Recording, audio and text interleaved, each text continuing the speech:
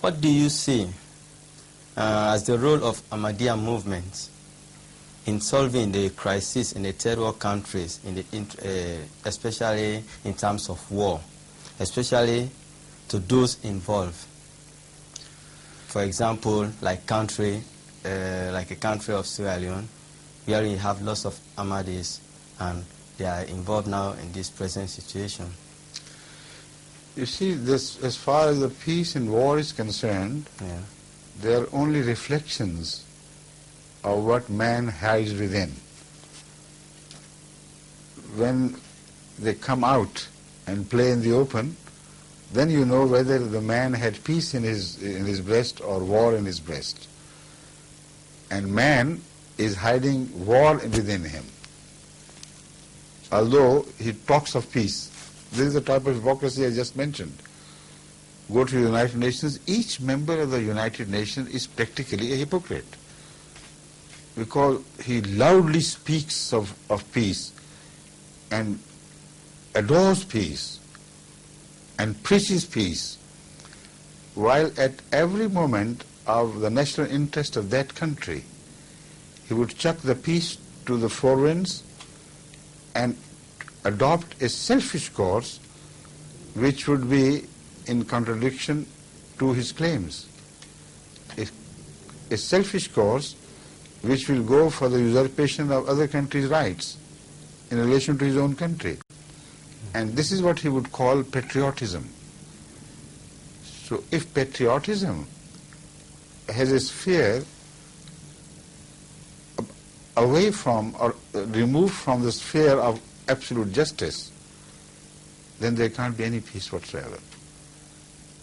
The problem today with man is that he is restless within, he is unhappy within, he has no peace. As such, whatever emerges from him, bubbles out of him occasionally, is war, is trouble. So without repairing what is within, you can't even seek to repair what is outside. This is a simple statement, but it is absolutely true. You can't find solutions to the world problems unless you find solution to the inner problems of man's heart and intentions. Rectify them, and the rest will automatically be rectified. Improve the quality of the seed, and the tree will grow healthy.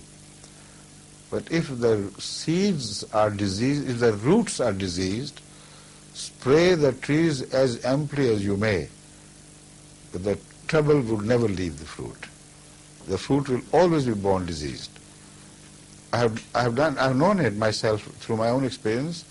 I'm a farmer by profession, and once in my orchard, the fruits became, they began to rot before becoming ripe. A strange, ugly phenomenon, And you were waiting for their becoming ripe, and they rotted before they ripened. So we sprayed and did everything. Nothing happened, nothing worked. Then I asked some experts to come and examine, and they said the disease lies with the roots, not with the branches, not with the stem. So you have to dig it out and cure the roots, treat the roots. Only then you can find favorable results. And that is what we did, and the fruits were healthy from then on. So this is exactly the situation with man. The roots of intention in his heart are twisted, ugly and diseased. And he claims to be a godly man, a believer in God, but when it comes to his own personal choices, he would every time abandon the course of godliness in favor of ungodliness when it suits him. So what sort of belief that is? That is what I mean. The diseased roots in man. Go for their cure.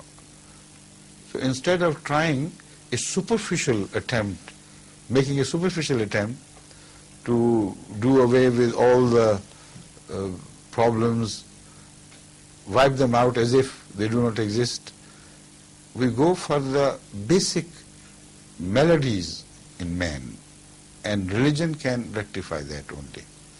Only faith in God, a genuine faith in God, and religious education and religious training, which has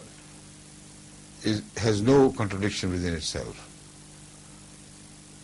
That we are trying to do. You see, we are spreading the message of Ahmadiyya, and wherever we do that, you are a witness that the Ahmadiyya society does change, does register a very visible change in relation to the society from which Ahmadiyya came.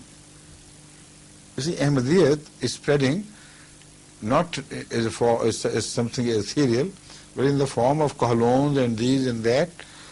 They start leaving their societies and come into Ahmadiyya society. And these people shed something of their evils behind. Otherwise they will not become Ahmadis. Because to become Ahmadi requires sacrifices.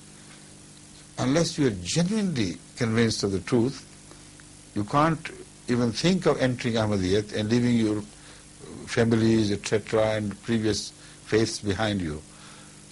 When you do it, you suffer at the hands of your earlier relationships and friends.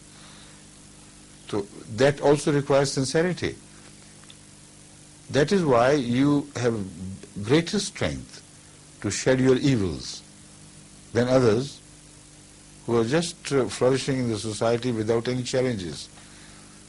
So with the grace of Allah, I have noticed it.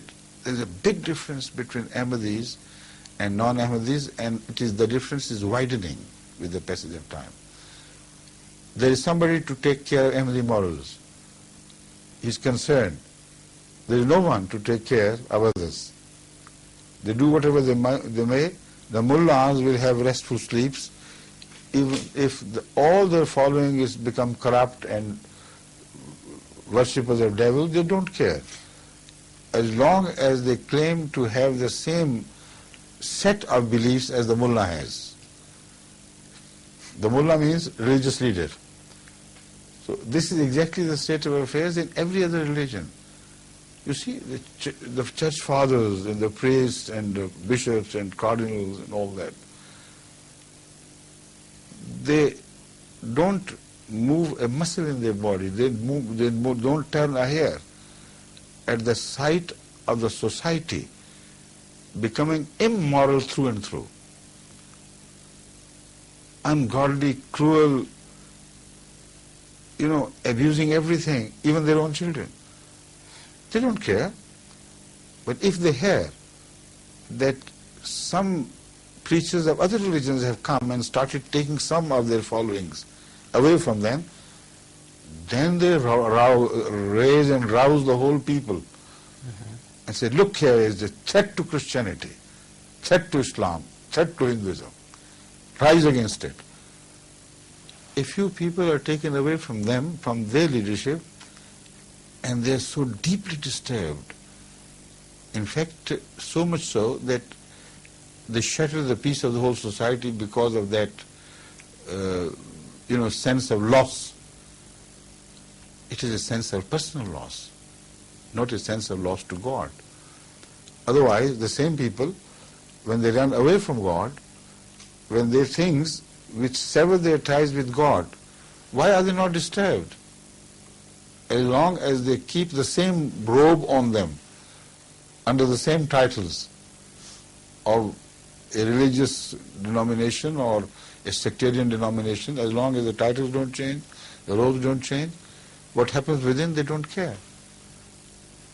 So that is another example of the hypocrisy I was telling you about.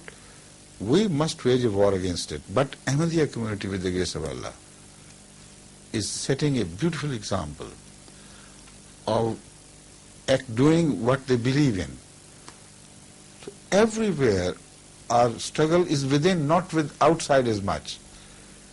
We're trying every measure to make the believers practicing believers, make them realize that they have a moral duty towards their God, and making them realize that if they behave corruptly, we'll sever our ties with them. So that shows that we don't care for number. You know, we threaten Ahmadis that we'll check you out. We don't care for your presence. As long as you behave, you're all right. The moment you begin to misbehave, you have no relationship with us. What better proof would you require that we act differently, we believe differently? Number doesn't mean anything to us as long as the number is misbehaving. The number means to us, of course, when it begins to reform and change its ways to more godly ways.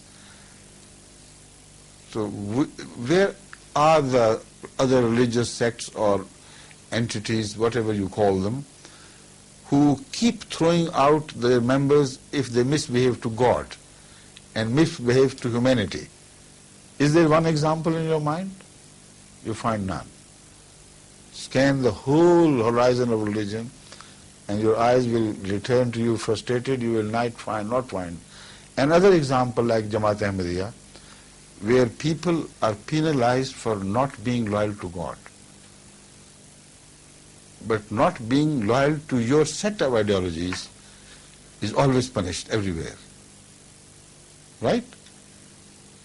So what more shining proof would you require in favor of Ahmadiyya honesty and deep, genuine effort to reform the society?